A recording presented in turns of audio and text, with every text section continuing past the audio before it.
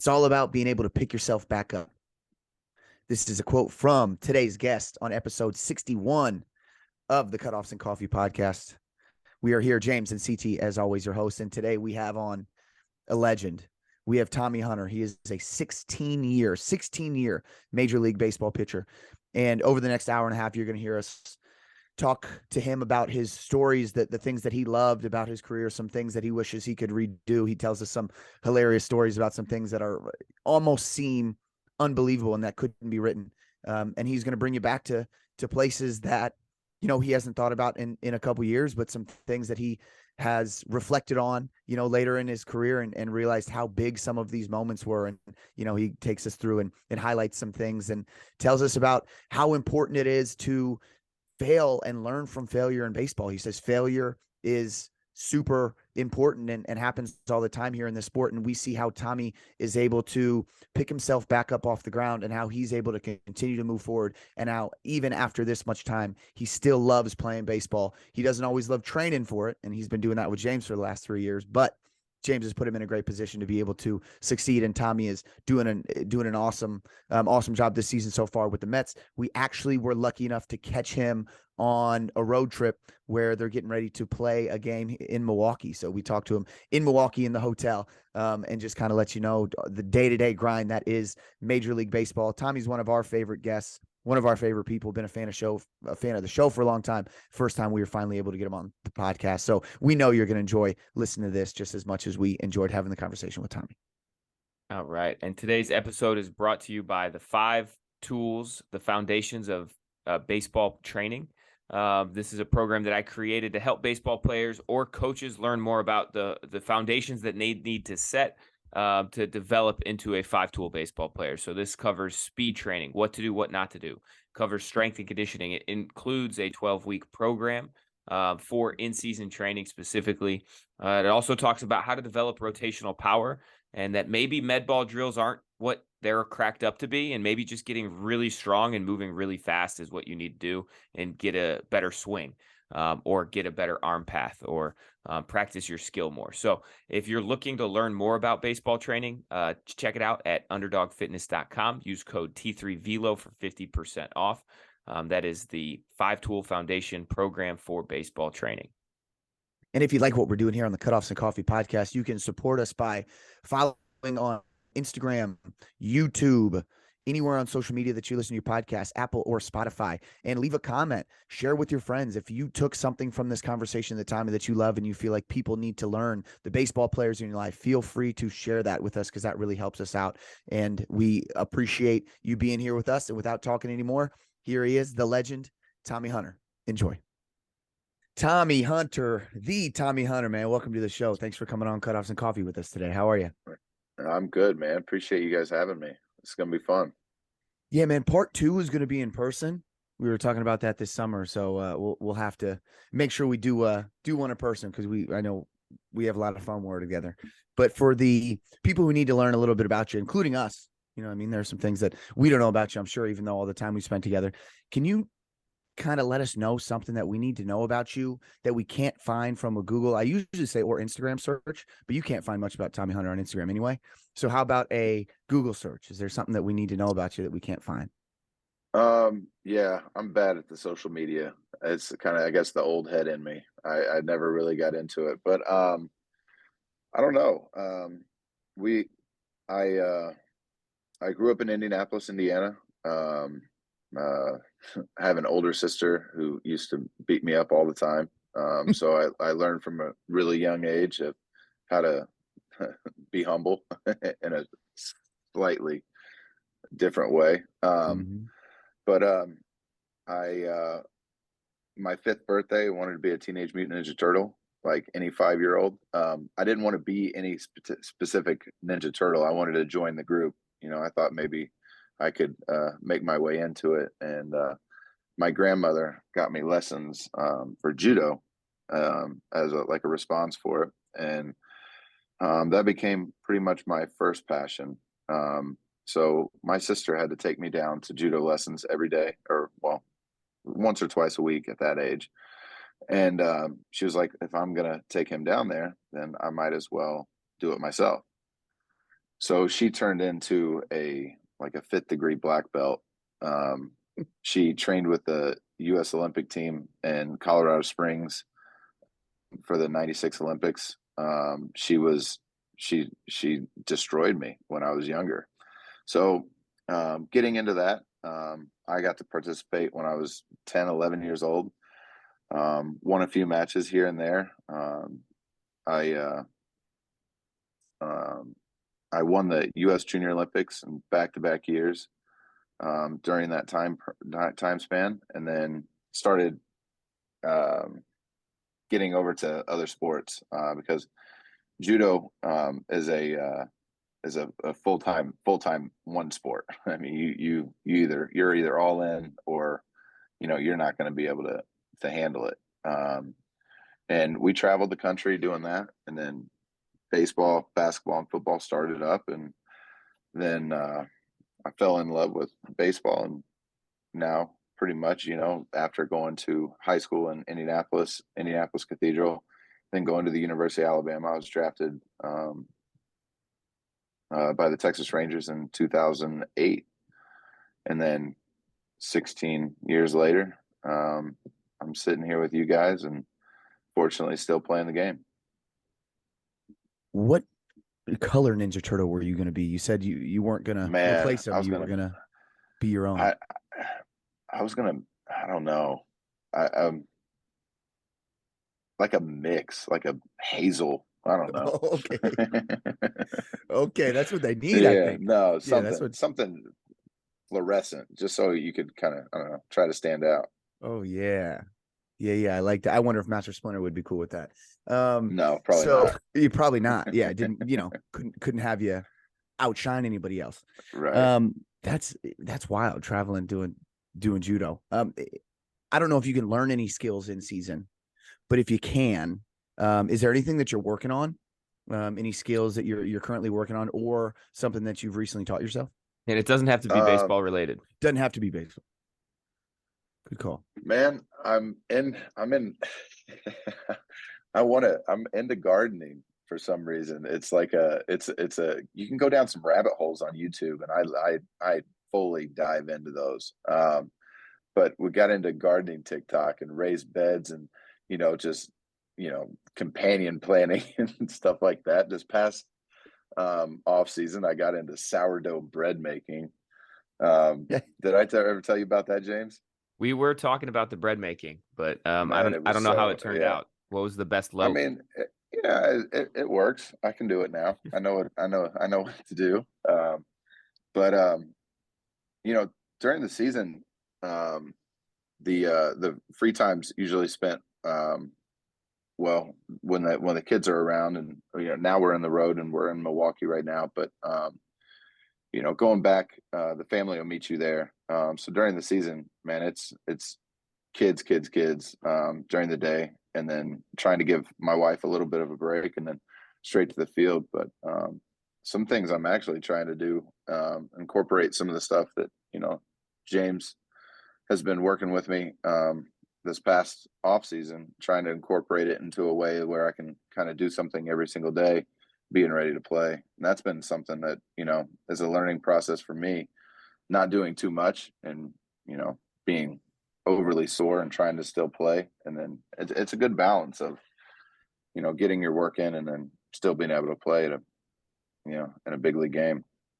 Yeah. And we were talking about your schedule and kind of like what the days look like based on like, okay, if I'm in this town, this is like the schedule, this is when the bus leaves.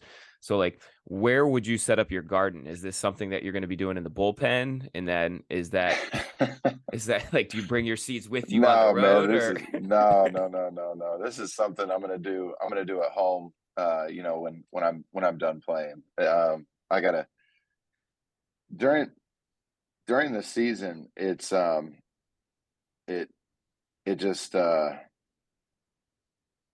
you don't have time for really much of anything. I mean, you eat, sleep, and breathe baseball. Everything's on a schedule. Yeah. I mean, it's every day. Yeah, take us through that. And obviously, I'm just joking about the gardening, but I did just get a seed vault. So once you are back in town, we'll share notes. Did you? Yeah, so I'm excited about it. We got a whole bunch of different types of seeds. We're going to try and produce some food this summer. So, when you Yes. do get back, we'll share some notes on that kind of Let's stuff. do it. Let's do it. But take us through like a normal day. I want, our listeners, a lot of our baseball players are going to be tuning into this one. What does that normal day look like for you if you're on the road? You're in the middle of major league season. From the time you wake up to the time that the first pitch is going on. Sleep is where it starts. I try to really hone in on my sleep schedule. And it's difficult. So it usually starts pretty much the night before, actually. So we, at post game, I usually get, workouts in post game, and then, we'll get back. Most of the time you'll hang out with a couple of guys on the team, and you get to bed, you know, try to get to bed before 1 is my goal. And then, I sleep, and I try to sleep quite a bit, and I try to get 10 hours, but usually fall in that 8+ hour range. So I'm waking up at, in between 10 and 11 pretty much every day. And then it's coffee with the boys. Hope everybody's enjoying the conversation with Tommy. We want to take a quick break to give you a word from our sponsor, Rise Mushroom Coffee. This is RYZE. I'm actually drinking it right now as we have this conversation with Tommy. And if you've never tried mushroom coffee, you need to give it a shot.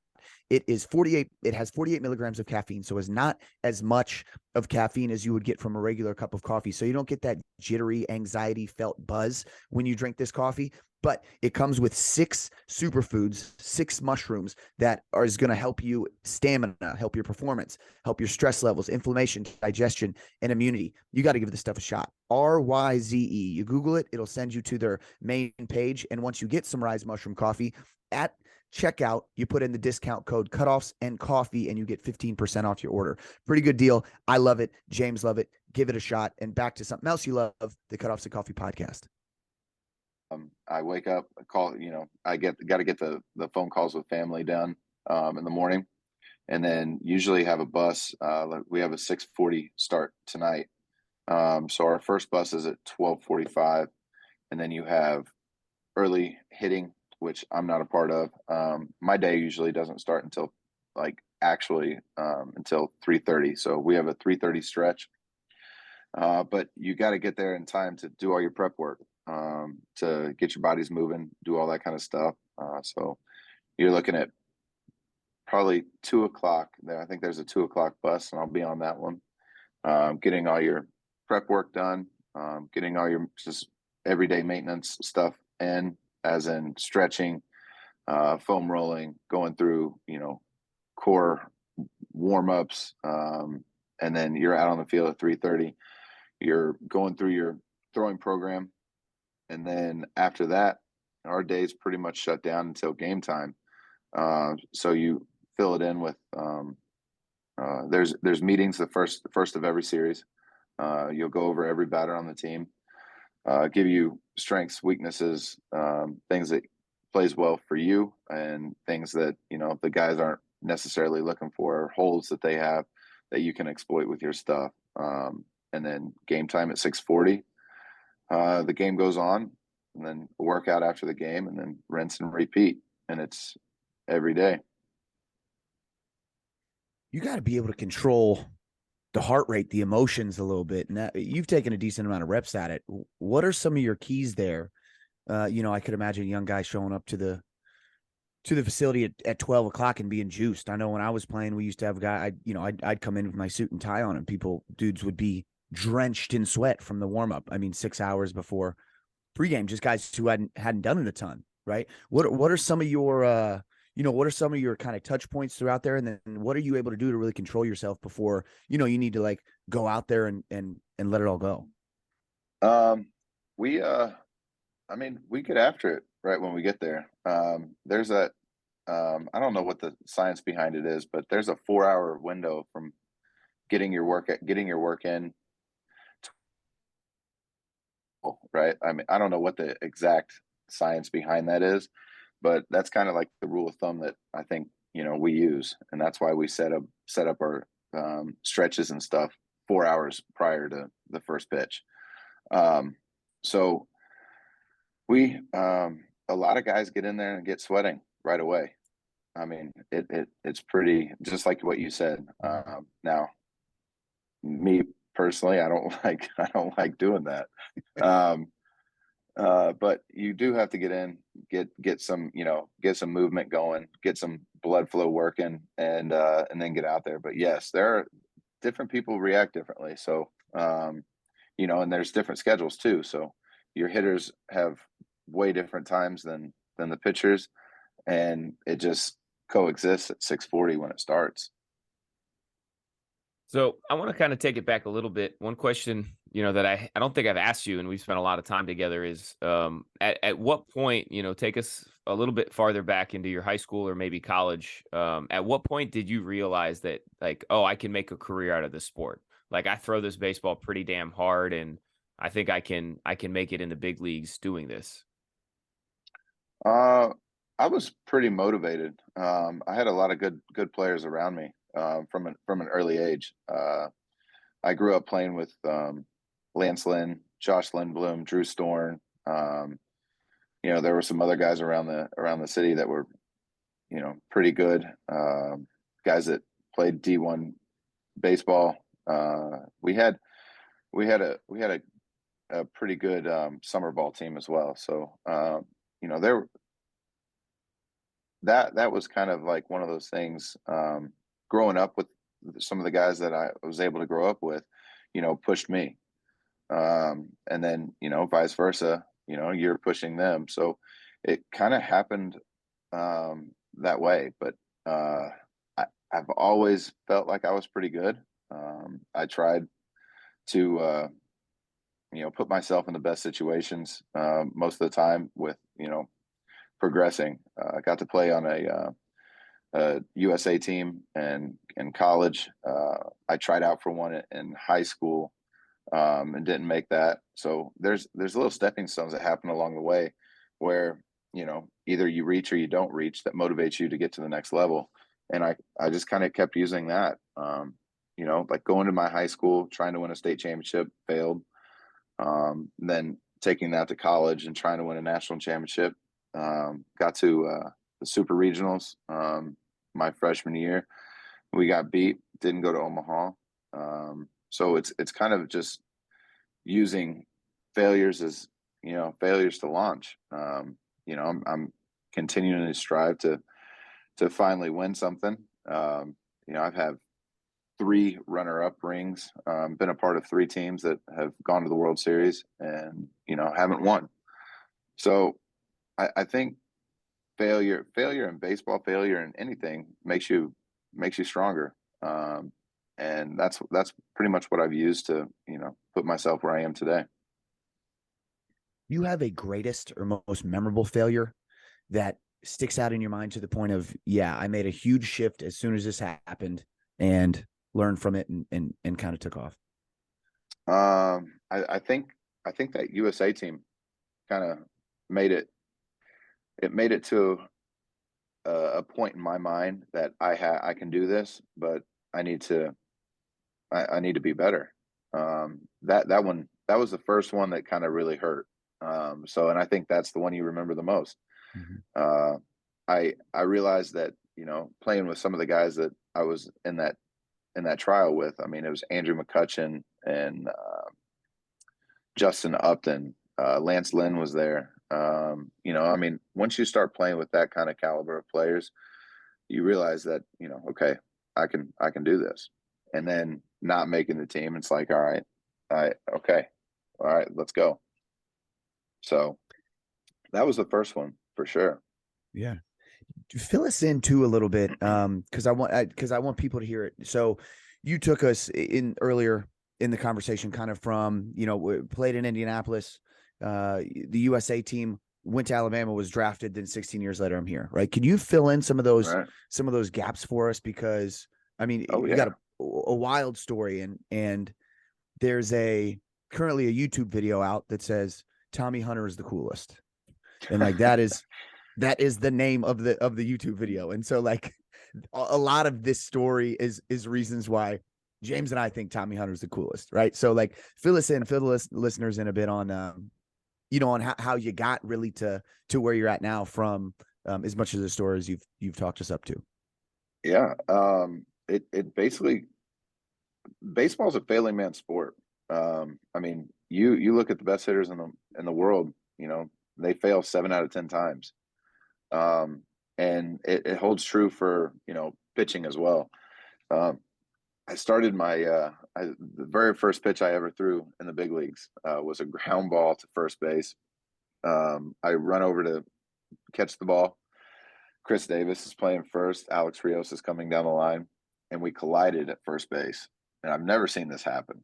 And it's just like, it's just one of those things. It's just like ridiculous. Both of those guys are going backwards. One of them fell down, and I'm sitting there like, what what is this, right?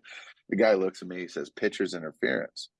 And I was like, I mean, I don't know what that means, right? Like, I mean, I've been playing this game for a little while, and I mean, I have no idea what that means. Well, in turn, he gets first base, and there's no pitch that's been thrown. So I started my big league career off without throwing a pitch in the big leagues and a runner on first base. So the next pitch, catcher's interference. Guy gets awarded first base. First and second, I have not thrown a pitch in the big leagues. And then Scott Rowland, former Indiana Bull, my high school summer ball team, steps in, promptly hits a 3-run home run off me. So it started off with a bang, man. I mean, it was like, all right. But thankfully I had a pretty solid team, and Josh Hamilton and I had the same agent, and he put his arm around me in the dugout, and he said, "Don't worry, just keep us in long enough till I hit a home run." Josh Hamilton went on to hit a home run in my first 17 starts in the big leagues. I mean, you want to talk about like a best friend, right? Like, I mean, a guy, like, all I had to do was just keep us in long enough to where he hit a home run. And it was unbelievable. Because, I mean, of those 17 home runs, I don't know the exact stats, but I mean, more than half of them were go ahead home runs. Like, I mean, it was like big time stuff. And, just guys,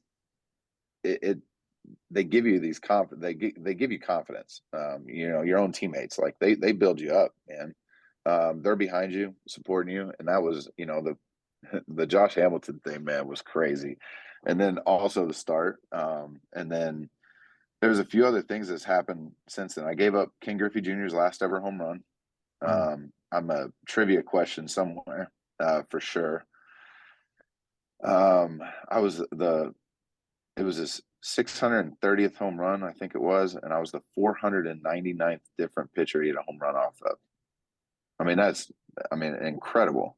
Oh yeah. But I got to throw to Pudge in the big leagues. There were I've had some incredible teammates, Hall of Famers.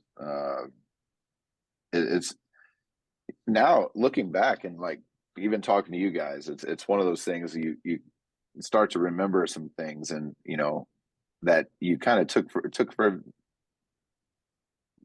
advantage of. You took it for granted that what you were doing right at the time in the moment. But yeah, I was a part of a 2010 Texas Rangers team that went to the World Series. Started Game 4 of the 2010 World Series. Probably one of my best friends. Met him, Cliff Lee, in Texas. He got traded over, and he was unbelievable. Different breed as well. Just he was. He actually, I gave up a home run. This is a fun story. Gave up a home run in Game 4 of the World Series. Get pulled, and you want to talk about accountability? He slides down the bench and he asked me, he goes, "Hey, Tommy, why'd you take yourself out of the game so early?" And I'm sitting there, I'm like, all right, hey, look, this is that one time that, we're going to fight in the clubhouse. We're going to fight in the dugout. I mean, I'm throwing blows, but you need to leave. But, that's the kind of lightheartedness you needed. I needed. that guy was throwing complete games. I think he had 11 complete games that year. He's going after Earl Hershiser's strikeout to walk ratio of 220 punch outs and less than 10 walks. He shook off the manager once on an intentional walk because it was going to affect his, he told the manager, no, I'm not walking this guy. I'm going to punch him out on 3 pitches. But, going through all that, having Omar Vizquel behind you, Michael Young, Vladimir Guerrero Sr., I'm playing with, guys I played with, I'm playing with their kids now, playing against their kids. It's been a whirlwind when you really, sit back and think about it, and you can, say some of these stories and say some of these interactions that you've had. I had President Bush tap me on the shoulder before the 2010, the Game 4 of the World Series. And it was like 45 minutes before the game. And it's like not the time to be talking to anyone. You're locking in, right? And I get a tap on my shoulder and I'm not even paying attention. This is, so I'm going over notes, going over hitters. Have headphones on and I get another tap. And this one was aggressive. This one was like, this is, somebody, you better turn around. Turn my headphones around and, it's former President Bush in the clubhouse. And I'm like, oh, hi. I was like, how you doing? I need to get ready for this game though, but this is a big time. Things like that happen. And then you go through injuries. Injuries were a big part of it. I couldn't tell you how many surgeries I've had, where you just are put to sleep, and adductors, core surgeries, ankle, knee, elbow, shoulder. Back. The back was big. James brought me back from the dead. We worked pretty hard on doing that. And then having family life through baseball as well. I had my first son in 2015 when I was with Chicago. And I got to watch Jake Arrieta, one of my really good buddies, win a Cy Young, throw a no-hitter in Dodger Stadium, get beat by the Mets to we lost out that year, and then the following year go to Cleveland, and I wasn't on the postseason roster. I had gotten released right before that had happened, but was a part of the Indians team when they went to the World Series earlier in the summer, and then went to Baltimore, went to the playoffs with Baltimore that year. And then, it's been, I think, 7 different playoff experiences. I've played in a couple, sat on the bench in a couple, and it's, it's a lot of growing, man. A lot of growing, to be honest with you. There's a big baseball will humble you real quick. And there's really good big highs and there's really low lows, just like in any sport and any job, anywhere you go. But that's the kind of the synopsis of filling in that gap from, getting drafted, to kind of where I am now. And there's ebbs and flows, man. There's ups and downs, and it's just trying to stay a 6. I learned that I don't know who told me this. I think my high school baseball coach was, not getting too high, not getting too low, but, not staying in a median, just over edge, right? Over that median, and just try to stay there and just ride it. And that's pretty much what I've tried to do. You ride the highs and you try to keep the lows pretty short. So, I think you can lean on your experience, and if you could take a step back thinking about all the different teams and all the different playoff runs that you've been a part of, what are some of the things, taking that 30,000 foot view, that you've seen be kind of the difference between, okay, well, this team, we went deep into the playoffs. This team, we didn't even break 500 with our record. Was it the talent? Was it the chemistry? Was it the vibes in the locker room? What were some of those things that, now that you've had, 16 years under your belt that you're like, this is a big part of winning culture, these things? I think the people that are in there, the people you surround yourself with. I mean, the team chemistry is huge. It plays a really, really big part into things, because you got to play for the guy next to you. And it's pretty selfish to not do it. I'm a big advocate of just being positive in the clubhouse. Trying to, you know, it's bigger than you. And it took me a little while to realize that, because I was, in my early years, like I was trying to get mine, right? Like you have that edge of, always looking over your shoulder. There's somebody coming for you. I mean, there's somebody coming for you. That's just, it is what it is. That's the nature of the beast. Like, if you're not going to do it, they're going to find somebody else that will. But there's also a human aspect to it, and being a good teammate, right? Like, not, being a bad apple. So being in the clubhouse and, having a positive, aura about you every day, and, really rooting for the guys, and, going out, having coffee in the morning, family spending time together. There's a big component of that in winning teams. I mean, but there's also, a balance of, you got to have pretty good talent as well, right? Like, I mean, you got to have guys, and, from where I was, it's just kind of just, you know, fitting in, and, just knowing your role. Like, there are roles. They always say that there's no roles, but there's definitely roles, and guys, just do their part in a team, and that's how teams work well together. But chemistry is big, man. You gotta have people that are rooting for you, and you yourself rooting for others in the same clubhouse.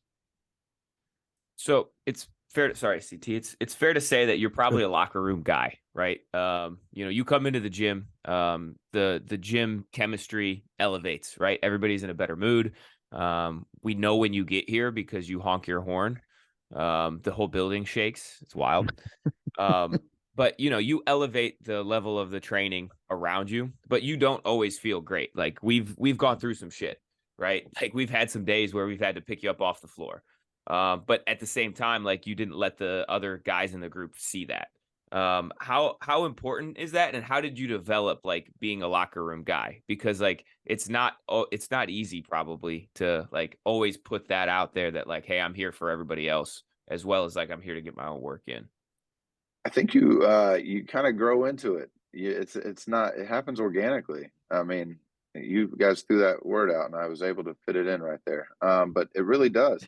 I mean, you learn from mistakes. You learn from, past experiences, and things that worked well, things that didn't, things that you've seen, especially in clubhouses, man.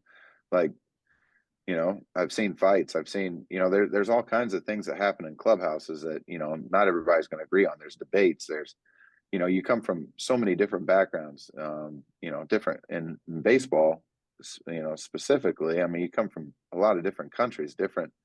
I mean, it's very diverse in baseball. I mean, and you see how things, like, I was fortunate from an early age to see how things work, and professional. Like, I came in at a time where it was very different from today's times. There was a hierarchy in baseball, and I didn't like it, because I didn't like how, people that, I'm not going to say everybody, but, we were, they were hard on us, when we were rookies. And I was like, man, I'm not going to do that to somebody. I don't really want somebody to feel like they are not at the pinnacle of their sport and respected for that. Right. Like, I mean, back in the day, I mean, you had to pick your spots to be in the training room, because the older guys took over the training room. The older guys were in the locker room, like, when were at your locker, I mean, you better be doing something and getting away from your locker. It was a lot. There was a lot less comfort, when I first came up, and that's where I learned a lot of the stuff. But then Also being from the Midwest, you know, saying hi to every single person you see as soon as you walk in, that's a big thing for me. Like I want, you know, when I walk into a place, I just, you know, I'm gonna acknowledge whoever's there. Just say hi, right? It's a real simple thing. We were talking about it in the clubhouse the other day where, you know, young guys would come in and just keep their head down and go about their business. And, you know, I understand it, but I also want you to come in and, you know, be able to hold conversations with anybody because you're one of us. I mean, I want you to do well because the better that guy does, the better, you know, it's going to work out for us and for the team and for me individually, right? Like it's going to take me to places where I want to go. So I want people around me to be better. And I try to do anything and everything I can to promote that, to promote you getting better today. Like, how can I help you do that? Because you getting better in turn is going to help me out because it's going to push me. And I mean, I took that to heart from pretty early on. Like, I need the people around me to be really good to get to the places I want to go. I'm a bullpen guy. I'm a piece. You know, like my job is to give it to somebody better. Try to keep us in a game. You know, it was a one-run ball game. You know, we were down, but if I can go in and throw a couple innings and keep us in a one-run ball game and turn the lineup over, you know, we got a chance to hit a 3-run shot. You know, and then now, you know, the really good players come in and they play. So, but you know, like at one point in my career, I was one of those good players. So it was, you know, a ride to here, and now I'm kind of on the downward trend, but have a broader understanding of the whole concept of a game, right? Where at the beginning it was like, I want the ball, give me the ball, right? Like now it's I need to do what I need to do to, you know, make the people around me as good for as long as they can. So that's that's what brings it up about, you know, just saying hi to people in a clubhouse and just, you know, trying to push people to be better. I think that's the big goal. I mean, ultimately, I mean, you don't, everybody's got their things at home. You know, when you come to a gym though, I mean, you leave those home, you're get rid of those things, right? You don't, when I go to the field, I mean, it's a totally different person. I'm not the, you know, and then I'm, you know, I kind of leave the dad and husband and, you know, son and stuff outside, and your problems are away and you're concentrating on, you know, the goal for the day, and that's to win a game. And that's toward, you know, training wise, right? Like, I mean, it's escape, and you want that escape to be powerful and, you know, worth it. James has mentioned some of his favorite times with you guys and back there, you know, throwing and hitting and training and swinging and whatever you're doing. He talks about, you know, some of his favorite times are when he basically steps back and you come into the role of a coach or of a mentor. And we've gotten, you know, a decent amount of film on it on the T3 social media too, which is super cool for our younger athletes to see, like, this is the guy, like he's a dude and he's here helping these other guys try to get better. Who are some of the people in your career who took you under their wing to help you and wanted you to be better and wanted you to eventually get to this point where you're at now, that then kind of gave you that feeling and that confidence to be able to then become that person as you furthered your career? Who are some of those guys that helped The you? first guy I'd have to say is Scott Feldman. He played for a little while, but he he sent us over some non-alcoholic shots once. There was a group of us sitting out just having a good time drinking beers, and he sent over non-alcoholic shots. I think it was shots of O'Doul's or something. I mean, it was pretty funny. But and then, you know, going to the clubhouse the next day, playing catch with him, Kevin Millwood, another one. And then after that, you had a lot of peers, but those two guys were my first two, like, guys that were like helping me to try to be better. Feldman was working on a cutter at the time, and Millwood was at the kind of the end of his career. He had a few years left, but it was more where I am right now with Kevin Millwood, and now I understand, kind of the thought process and everything that he was going through. But those were the first two guys, and I still talk to Feldman. Feldman actually just texted me just the other day. So I mean, that's like a lifelong connection that you're gonna have.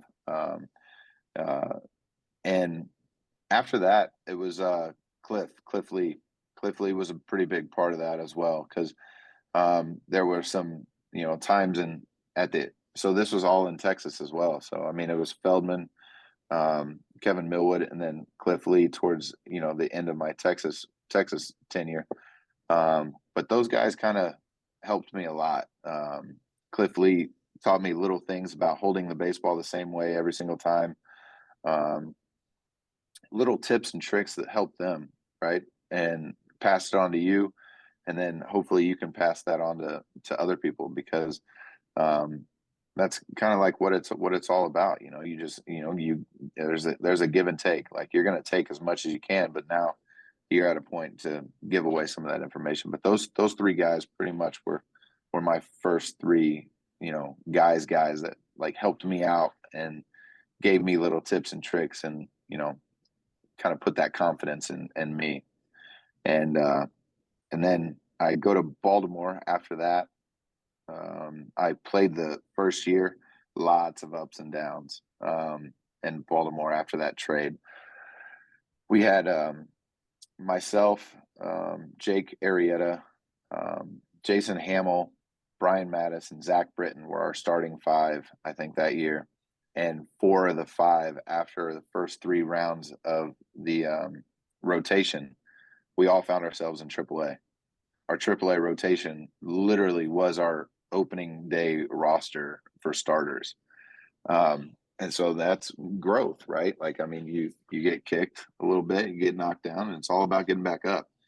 And you want to be good in this game, learn how to get back up.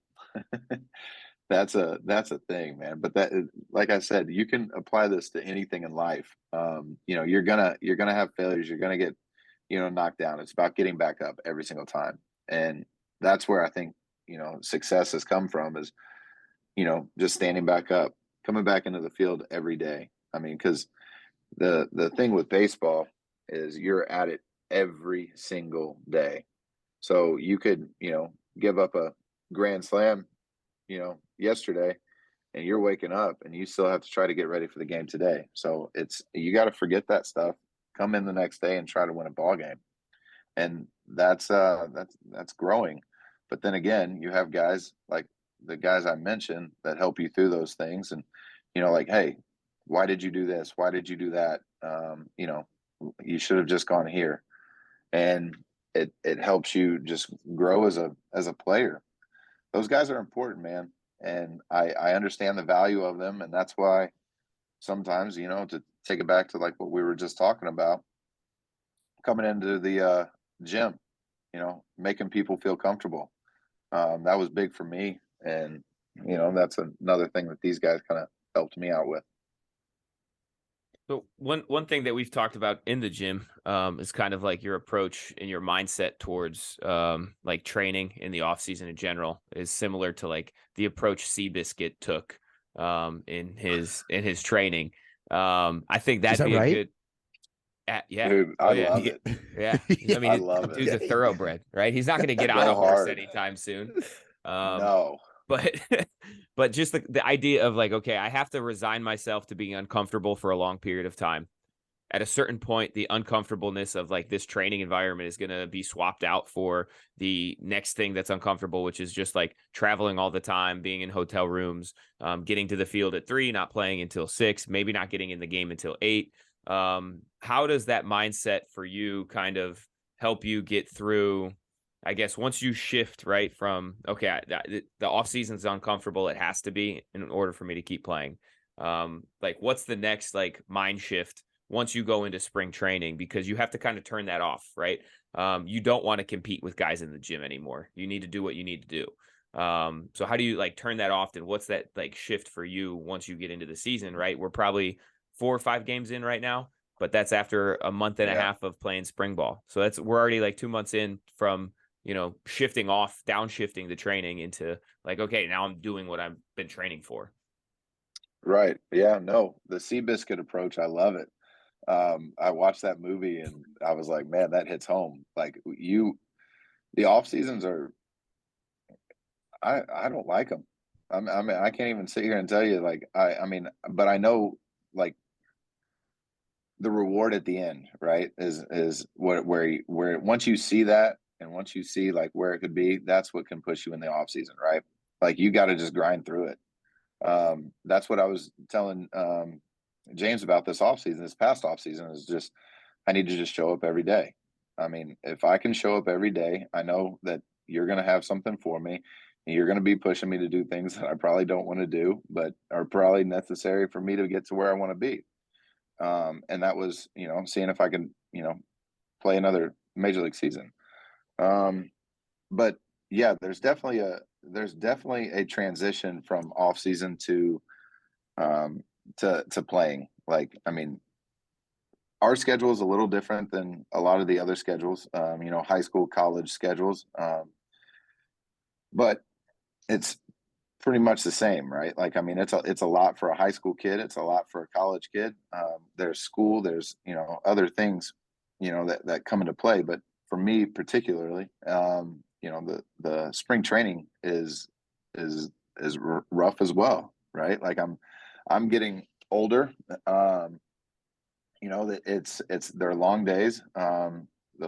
They're in Florida. There's a lot of moving parts.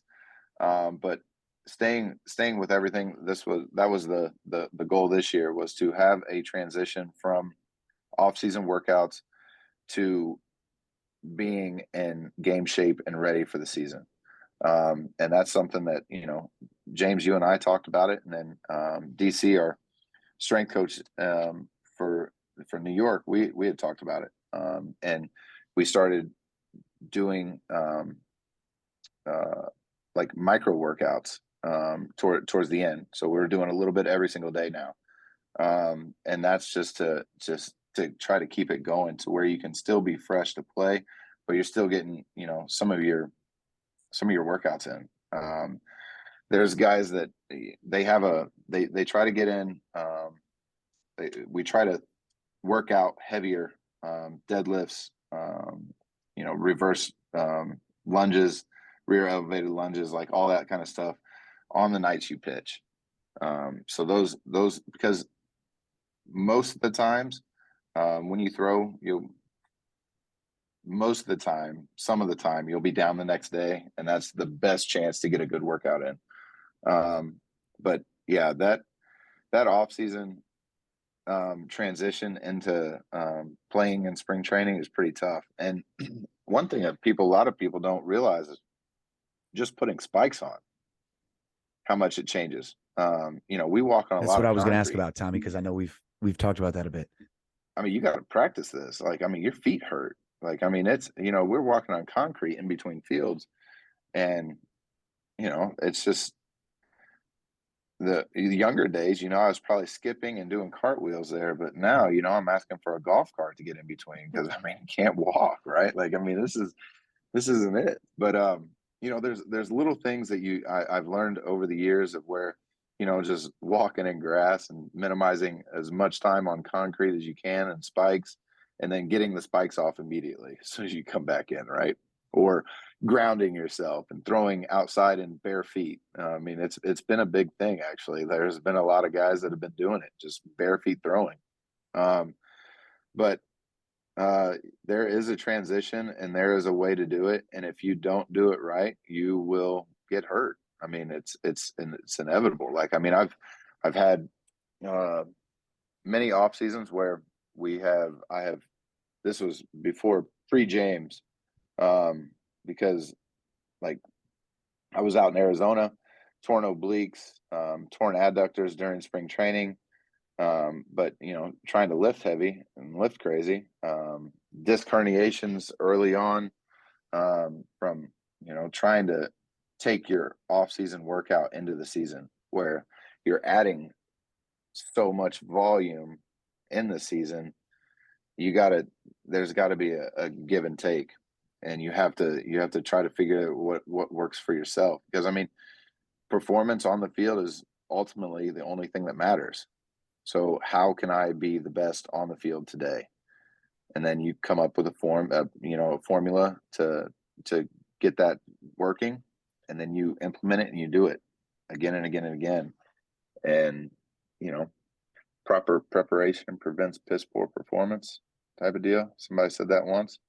A great alliteration. So that works, man. Yeah. Well, you had a time where they tried to optimize, right? Where we said, okay, this is what we're eating, this is what we're training, this is what we're doing, right? And then it wasn't as successful as originally planned. Can you talk us through that story real quick? Yeah. So weight has been an issue for me for a while. I'm a big guy. And they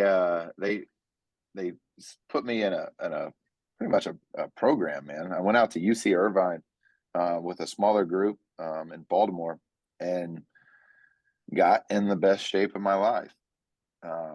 You hear it a lot, like somebody else's idea of your best shape isn't going to actually bring out the performance, right? So then that's what I think we forgot that year, that off season, right? We were just trying to take the approach of get myself to kind of just look like everybody else, right? Like put you in a mold, right? Like there's molds, and I don't fit in that mold. Like, and I found out real quick. I weighed in. I'm right now I'm sitting at like 260 pounds, and that's where I feel the most comfortable. It's a tried and true method. I was heavier at the beginning of my career, and I got down to 238 pounds. I remember that spring training after quote unquote the best shape of my life, and I weighed in at 238 pounds, and I could not throw a baseball over 88 miles an hour. It was unbelievable. Like everybody was like, "Oh, look, Tommy came back. He is ready to go. This is going to be awesome to see." I mean, at that point, I was a 95, 96 guy, just, cruising. And we got back, and I mean, they came out and asked me if I was hurt, if something was wrong. Like, and I was like, "No, I feel great. Like I'm ready to go." And then that's when, we put that weight on immediately. And I was right back to 95, 96 in about a month.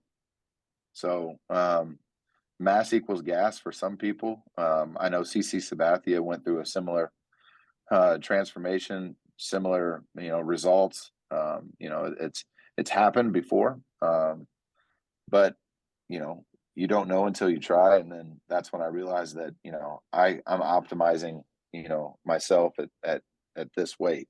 So let's stay at this weight and let's build, strength in that department, right? Like we know this works. We know that sitting around that, anywhere from 258 to 265 mark, that, I can throw the ball pretty well, and my body moves well at that weight. And then that's when we started focusing more on not on the weight thing, but more on just strength and getting as strong as I could be. And then after that year is when I kind of transitioned into the bullpen and started throwing really hard. Like really hard. Like, I mean, sitting 98, 99 and for a long time, actually. And pitching was a lot easier when you were throwing that hard. I'll tell you that right now. It was way easier. I bet. I actually don't think I've ever heard that story. Really? Yeah.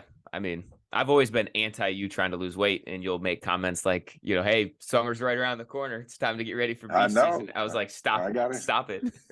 Let's not." Right. When you retire, we can work on that. But no, that's interesting. I'm going to hold you to that. We'll get it done.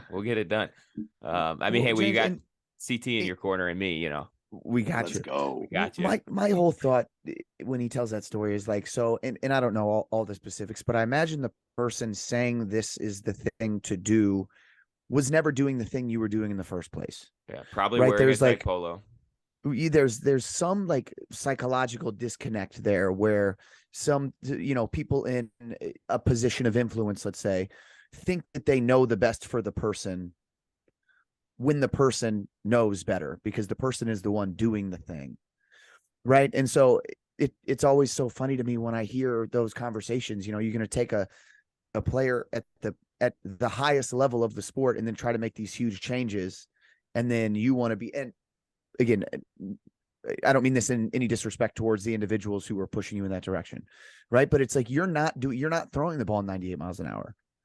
Right. Like, you're not doing the thing that this guy's doing at the highest level. So what makes you think that you can actually take this person and make them better, when really a lot of times is don't touch them. Just let them do exactly what they do.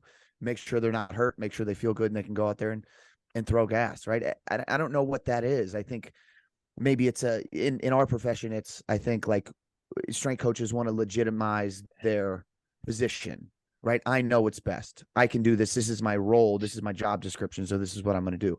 But it doesn't always work that way. And I know that's something 10 years ago that I thought, oh, I've got every answer to everybody's question. And now the longer you're in it, the more you work with players like you realize you don't, right? You realize that, oh, I don't have any idea how to throw 90 plus miles an hour. So I'm not going to try to tell this dude that he can put himself in better physical condition in this position to be able to throw that. This just doesn't make as much sense to me anymore as it used to. I'm with you on that. I mean, but it takes a lot for the athlete to, speak up as well, because, at the end of the day, if somebody comes up to me and tells me, hey, look, I can make you better, but, we're going to work.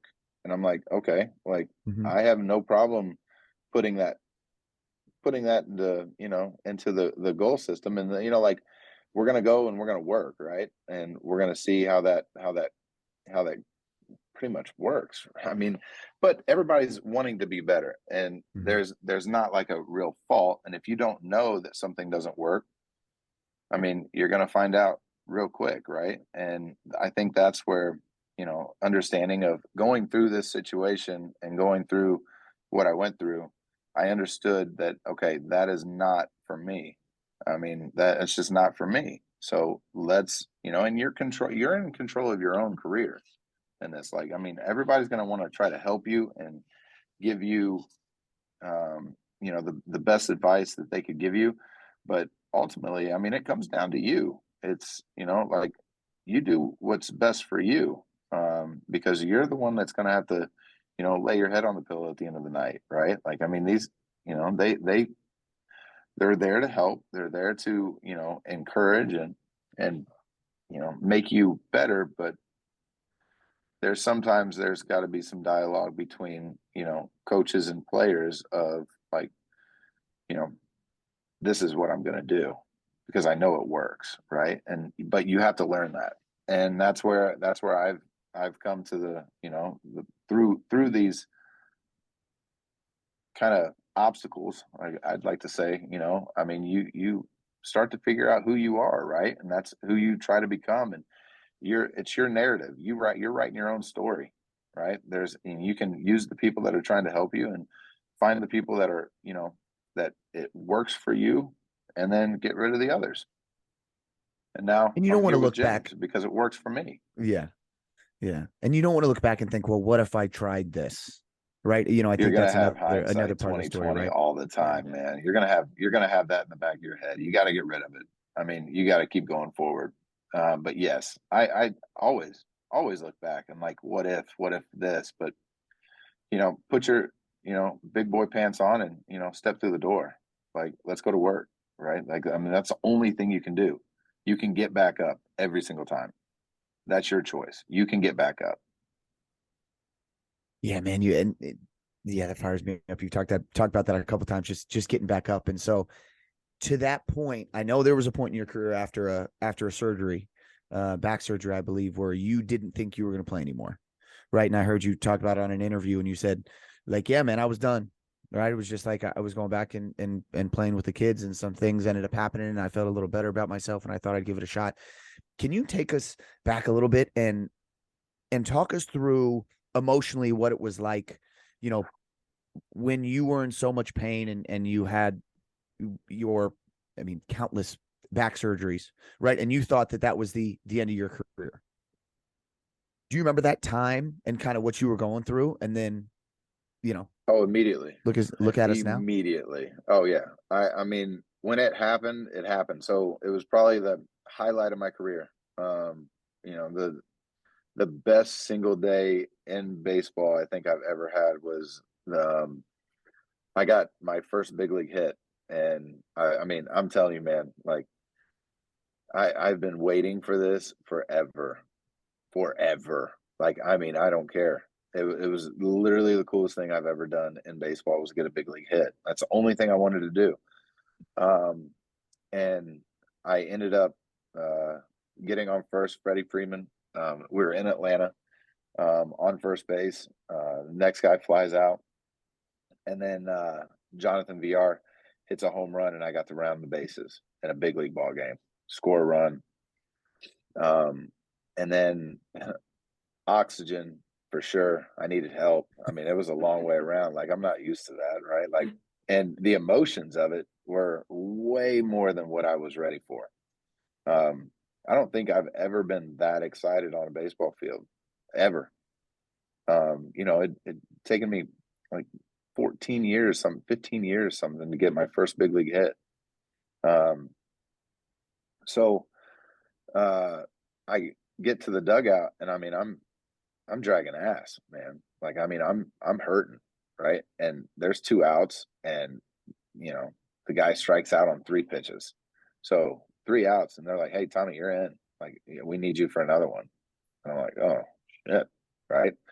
Go out, and punched out the first 2 guys, and then it was the 9-hole coming up, and Ronald Acuna was on deck. So I decided to walk the 9-hole to pitch to Acuna, which was so stupid. Oh, don't ever do that, right? I mean, the guy's legit. He's an MVP candidate player every single year. On a 3-2 slider, punched him out. So get my first big league knock, go back into the game, punched out the side. And the next day we were at a hotel in Miami on an off day, and I jumped in the pool, and I went, uh-oh. Like, uh-oh. That didn't feel good. Like, something in my back did not feel good at all. Like, I mean, it was like a pretty distinct feeling.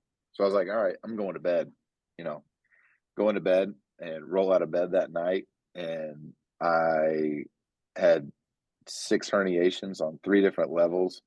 And it just exploded that night. I have no idea how it, like, there's got to be a combination of everything that had happened, right? Playing in the game, first hit. But I had done some deadlifts, I think, earlier that year, and I was getting some tightness, and then got some of the muscle spasms, and then had like I was playing video games or something. I twisted weird in a chair, and then next thing I know, I was on the floor. This was months prior. But then, coming back to that day in Miami, and I'm like, okay, I need help. Like, I knew immediately that I needed help, like help, like real help. The first time I've ever, like, I need a team of people, like, right now. So I called our trainers, and I was like, hey, look, I can't move. I need help. And they're like, okay, like, come to the door. And I was like, no, I don't think you understand what I'm saying. Like, I cannot walk to the door. And that's when everybody was like, oh shit, like, he's in trouble. I ended up getting to the field. They got me to the MRI tubes. It came back, and they got me on the flight. So thankfully the team was leaving, the following day. We got up to New York, and that's when I started with the doctors. Ended up having laminectomy, quadruple discectomy, drilled a hole, like a quarter-size hole in my spine to get some of these herniations out. I had three different epidurals. I had nerve ablations, nerve blocks. And when I say when I had them, I probably had 6 or 7 of each of them. I mean, I couldn't even count, man. Like, I think there were 8 total times where I went under anesthesia for back procedures. So that's what I consider surgery. You know, when you go under, you're having surgery. I mean, I don't care really what you're doing. But that was tough, man. And it took a long time to get to that point. So I mean, it was months. I think I had this happened in March, and I didn't have the surgery until August, I think. Maybe the end of July, June, July, August. I think it was in August. I didn't have the surgery until August. So there was a lot of stuff that was leading up to it to try to get everything to calm down, and it didn't. There was a point for 26 days, I think, I didn't leave my bed at home. You know, and I had children too. So I had a newborn baby at the time. My third son was born. And I couldn't even hold him. And that was tough. So that's where it got to the point of, like, you know, is this worth it? Right? Like, no, I want to be able to play with my kids. I want to be a dad. You know, there's things bigger than baseball. And that's when I think it came into a sense that, you know, like, life is bigger than sports, right? Like, where my entire life it's been nothing but baseball. Baseball has been, you know, a priority outside of my wife and kids, you know, forever. Like, that's what I wanted to do. I worked for. You know, my support group outside has pushed parents, friends, helping me, friends keeping me out of trouble, right? Like, I mean, my friends knew, like, when we were growing up, it was like, okay, like, you know, if Tommy comes around, like, we're not doing anything, you know, to mess this up, right? Like, type of situation. I had really good friends. And then that was the point of, like, you know, I'm not doing this. It's not worth it anymore. I don't want to ever be in this situation again. And then that's when I got with James to never let me be in that situation again. Swear. I mean, that's it. That's how it happened. And, you know, it's been a really good relationship for me for the last 3 years. I don't know. How long's it been, James? I think 3. 3 years. 3 yeah. years. I mean, yeah. It's been, you know, and knowing, like, kind of now, I guess, hearing a little bit more, but knowing kind of the background and goals with athletes and things that they want to do, things that want to accomplish. I mean, that's where I think, you know, you guys are pretty special in what you do and what you you know, bring to the table. And that's kind of like the forefront of what got me back to where I am, like, currently to this day. What'd you learn about yourself through that process, from when you were there and you thought you never pick up a baseball again to where you're at right now on the road, sitting in a hotel, getting ready to go play Milwaukee? Get your ass off the ground. Get up. No one's going to do it for you. I mean, I'm telling you, man, this whole get up thing and do it, like, don't stay down. You know, like, I didn't think I could do it. I'll be honest. No chance.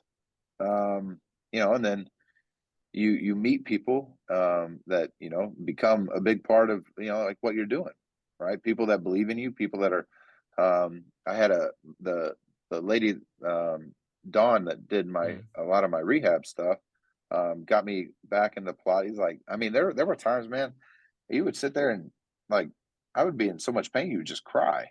I mean, there was nothing else you could do. Like, they would try to tell you to do this little movement, and I mean, like, man, no, that's hard. Like, I can't do that right now. James, I mean, there was times I left James.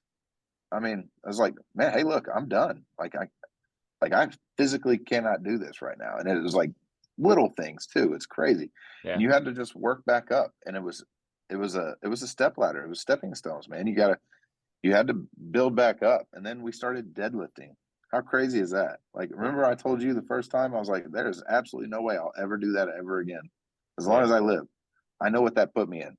but you do it right, and like you work up to it and you build to it, and then you gain a little more confidence, and you have people around you that put that confidence in you that hey, we're going to be able to do this. But yeah, man, there was dark times. I couldn't play with my kids. It was it was wild. It was not, I couldn't stand up straight. I couldn't walk downstairs. I'd walk down the hall. I'd have to have two hands on each wall just in case you fell, things like that. But I don't know, man. You just get back up. You get knocked down a lot in life. You get knocked down. Things happen, but the only way to do it is to face them head on and to stand up and chin up and your chest out. So, yeah. And I think it's not a linear, like it's not a linear progression. Like I think you keep, you keep saying you get knocked down, you get back up, right? That's just like how we've had our off seasons. Like we have good weeks, we have bad weeks, right? It's not like just a growth trajectory. It's like every day is better than the last day. It's not how it works. You got to be able to handle that mentally. Yeah, and that's a big part. The mental side of sports and life is huge as well. I was fortunate to talk to a lot of sports psychiatrists, a lot of psychiatrists to begin with, and mentally you just got to be in the right space and have the people around you to give you good opinions. The sports psychiatrist part of it has been instrumental for me, being on the field, handling anxiety, handling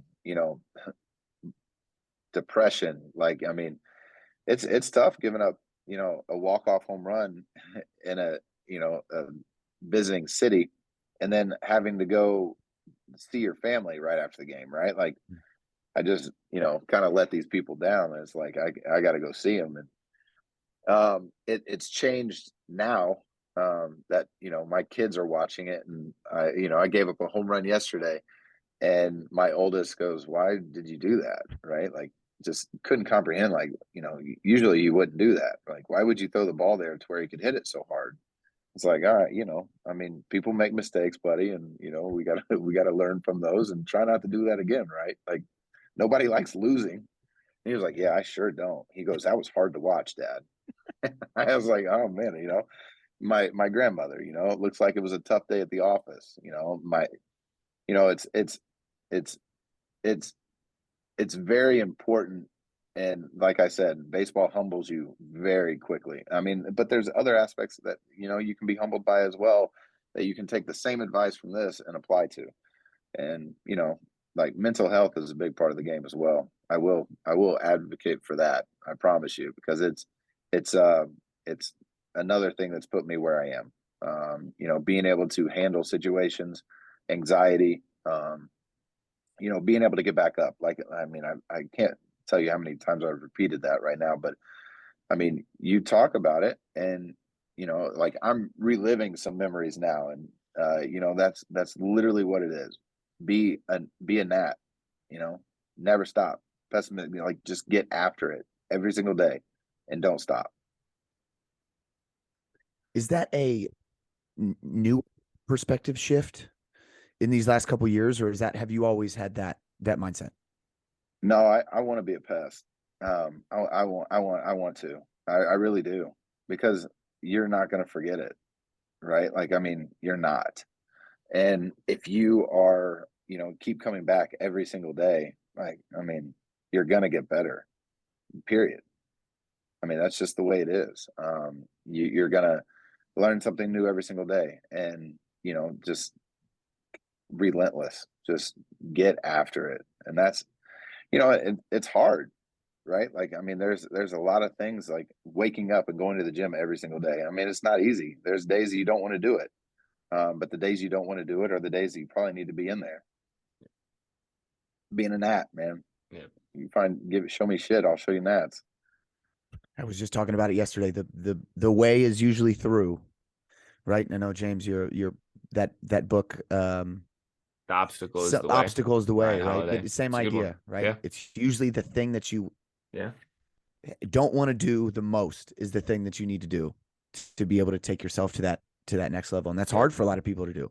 and it's hard to recognize it, and it's hard to put a name and a title to it, but it seems to be, I mean, very consistently, I recognize the things that I do not want to do is those are the things that I've got to drive myself to be able to do, because that's the only way you can level up and change your perspective and upgrade yourself. And it sounds like you've done a lot of that. You don't want to go to the gym every day. You don't want to go through these surgeries. You don't want to, even some of these struggles on the road where you're up and you're hanging out in this hotel for a while. It's like, that's not an easy thing to do either.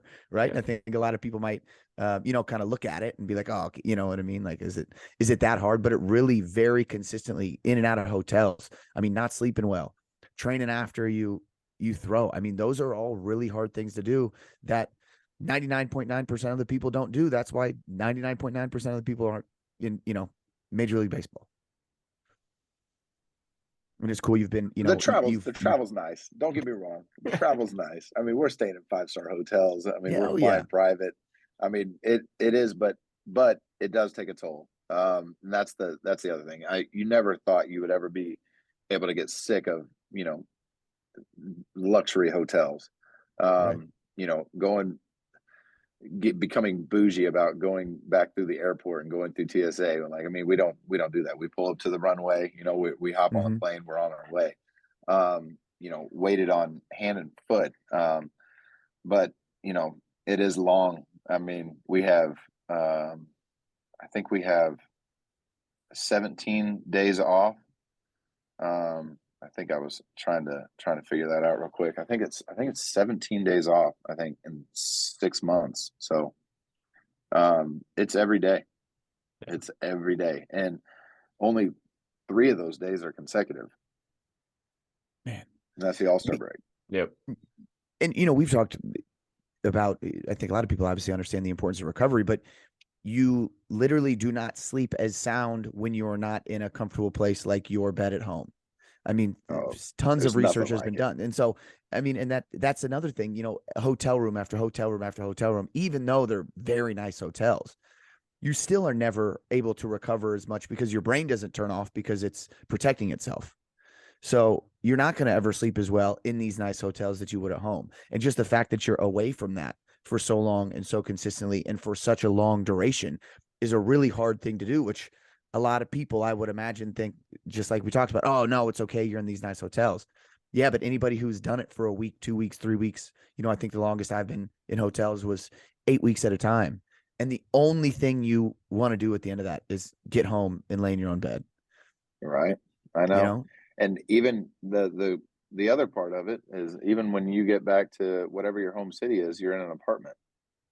You're not even in your own house, right? Like, I mean, so, like last year, I stayed in a hotel when I was back, because the leases in New York are ridiculous, by the way. I mean, absolutely ridiculous. And especially if you want to have your family with you. I mean, I need a 3-bedroom place, and trust me, it's got its own battles. But I stayed in a hotel, so I had 2 hotel rooms. So I went from traveling on the road to, when my family came back, we went to a hotel last year, all year. But I mean, there's no one's here going to throw you a pity party either, right? Like, so that's another aspect for you. Like, you're playing Major League Baseball, shut up, type of deal. And which I completely agree with it, right? Like, I mean, there's that component of it. But the toll it takes on your significant other, you have to have a strong wife. Like, my wife is unbelievable.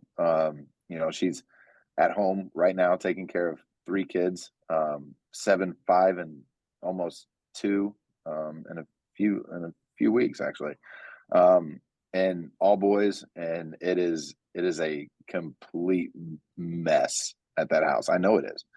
One's always sick. There's a dog as well. So, I mean, and being a single mom pretty much is what it is there. It's, yes, I get it, right? Like, I mean, I play baseball, and they come and visit a lot, but there's times we'll go 4 or 5 weeks without seeing my kids. That's there are hard parts of it that go, unnoticed. You don't see the day-to-day, grind of that and like toll it takes. But that goes into, decisions you make about, this is what I do for a living. And, there's gives and take there, you got to give and take. So, but yeah, the hotel living sucks. I can't really explain that even more. I mean, it's Again, unless you've done it. Yeah. You don't unless you've have done any it. idea. Yeah. I mean, it sounds great. And it was fun when I first got into the big leagues. Like, trust me, I lived for it. Like, I mean, it was like, I loved going on the road trips and, going to different things and having energy for days and, doing all this. But now, man, it's like, get back to the hotel, sleep, get rest, and get up and go to the field the next day. I mean, that's pretty much what I do. It's gotten a lot more boring, I'd say, the older and longer I've been in it. That's when, you go home and, you have family and, you're going to be pretty busy when you get home. So you're getting your rest on the road. Tommy, I don't want to take up the rest of your morning. I know you've got a Major League Baseball game to prepare for, but there are a couple more things to wrap up. Yeah. I'm thinking about, you when you're home and you're just like with your boys, or you're in the basement hanging out, and you have some friends over and people are asking you, about like your favorite memories, your best experiences from Major League Baseball. We talked about your first your first time on the mound there. We talked about some other things kind of throughout your career. Is there a story or two that stick out in your mind that you love to tell and people love hearing?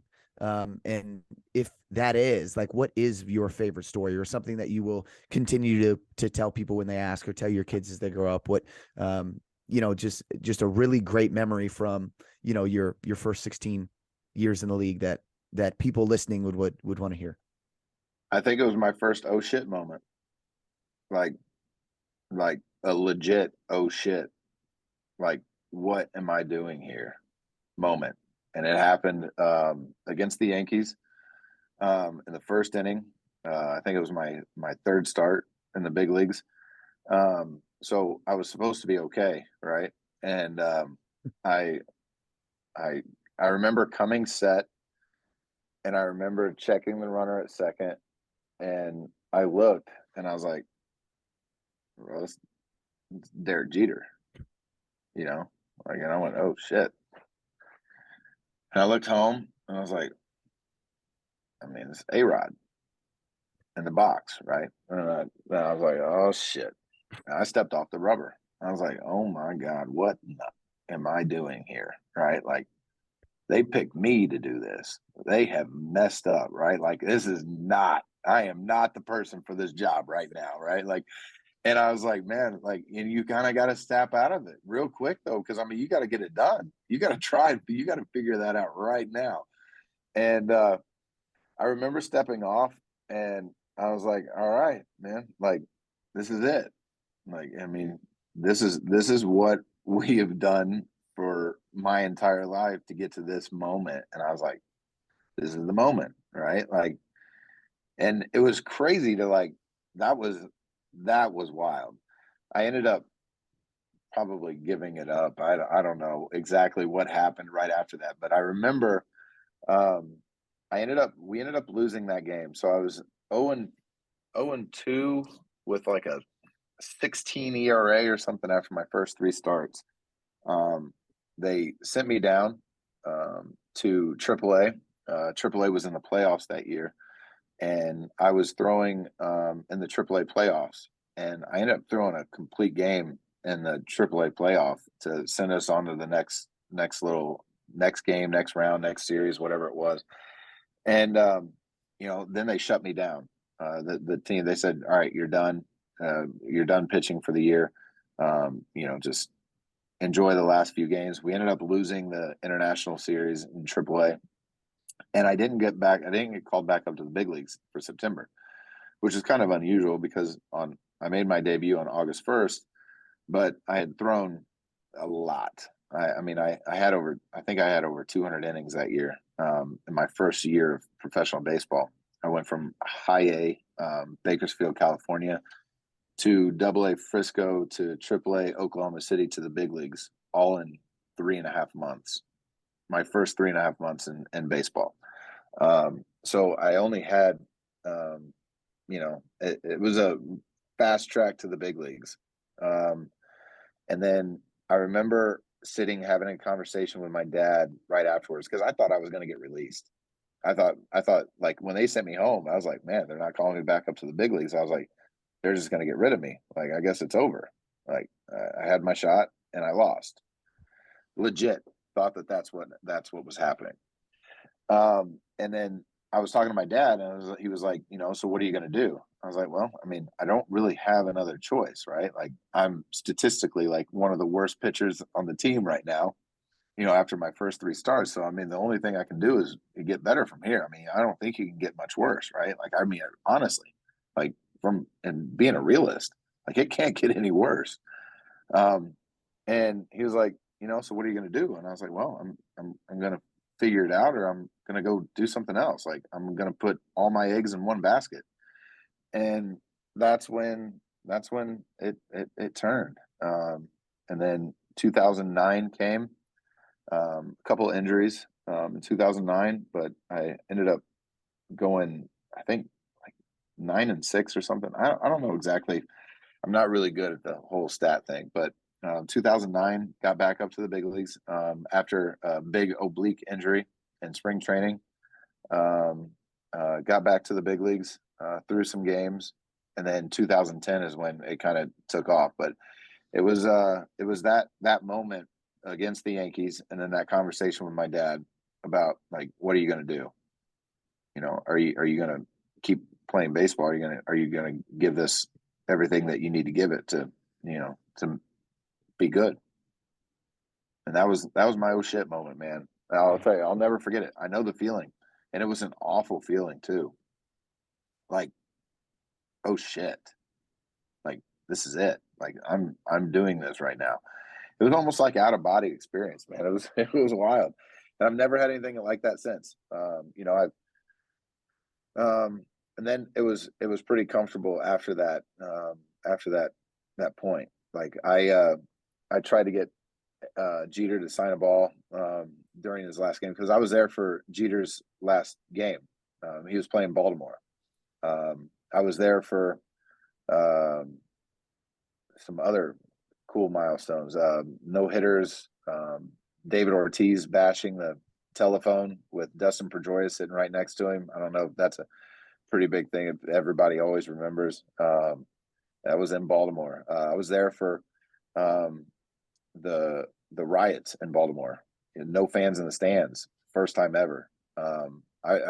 It's been crazy. The 2020 COVID season, no fans. I mean, it was wild, right? Like, I mean, it was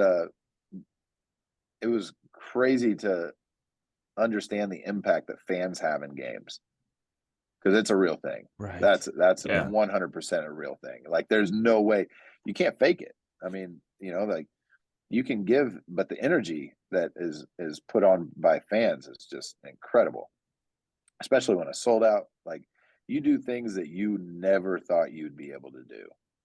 Like, I mean, I never thought that I would be able to throw, baseballs at 100 miles an hour.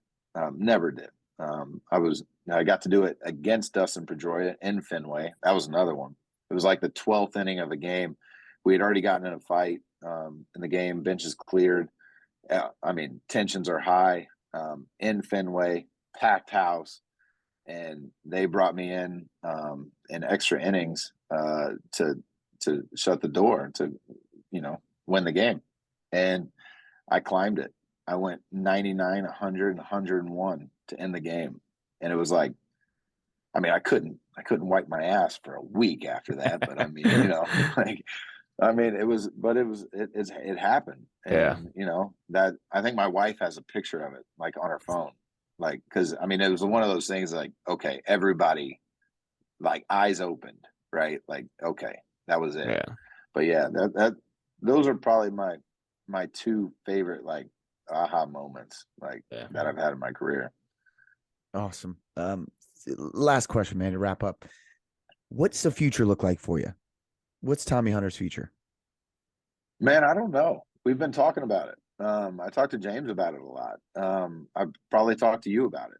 I really don't have like a game plan. I like this kind of talk. I like dialogue. Like I said, I like going into the gym every day, not necessarily to work out, but to have fun. Just I don't really have a set plan. Something that I think I'm going to have a little bit of time on my hands to, formulate a game plan to see what I'm going to do. But I don't know. I'm going to kind of take it how it comes. Like if doors open, I'm probably going to put a foot in and see if that fits. I don't know about being a coach in baseball, other than my kids. It's tough. I want to be a dad. That's my focus. My focus is going to first and foremost for my kids and my wife. Be a husband. I haven't been there for, I don't know. Your significant other left for 7 months, 8 months every single year, right? Like as long as you guys have been together. Like I want to, re-engage with my wife, like outside of the 3 months of transitioning from in season to off season, to not having to have the baseball workout schedule that I have to have in the off season, where she continues to take care of the kids by herself all day every day. That I owe her a lot, and I think that's where it's going to start. I'm going to try to win that back and try to just be the best dad I can, and I'm going to start with that. Heck yeah. Well, man, Awesome. we know you got some pretty serious stuff going on this afternoon, so we can't, thank you enough for spending your morning with us and taking your time to be able to share your stories and talk ball with us, man, and failures and ups and downs. What an awesome conversation this last hour and a half has been. Everybody who's here still with us, with Tommy, James, and I, we ask you 3 things as we wrap up every episode. 1, please continue to practice gratitude. Number 2, tell the people that you love them. And number 3, live your life stimulated. Thank you, everybody, for being on and listening. We will catch y'all on the next episode of Cutoffs and Coffee.